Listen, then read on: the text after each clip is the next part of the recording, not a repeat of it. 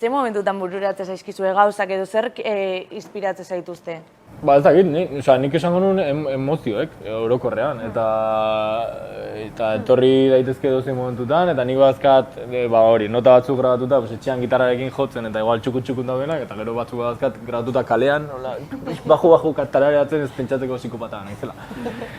Ez dugu, esan ez dugu, bueno, ni behintzat ez dut lantzen inspirazioa, naiz jartzen bulegoan egongo nintzen zela eserita, eta benga gaur ingot abesti bat, osea, eskande gabe etortzen zait. Gero bai igual rekuperatzen ditutela nota horiek eta horrekin bai jartzen naizela lanean bezala, baina lehenengo ideia gordin hori da edozein momentutan, da edozein formatan. Nik uste Nogenen, poztasunak bai abesti dexente, baina tristurak batez ere, ez?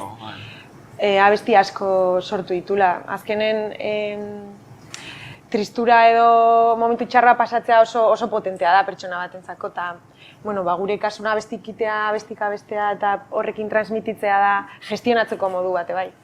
Eta nik uste, nik behintzen ere notak eta hola baita batzutan irakurtzen detena edo pelikula baten entzun detena edo igual norbaiti entzun dioten zerbait, igual gustatzen zait eta apuntatzen dute bai. Igual momentu bateako ere bai berreskura daiteke.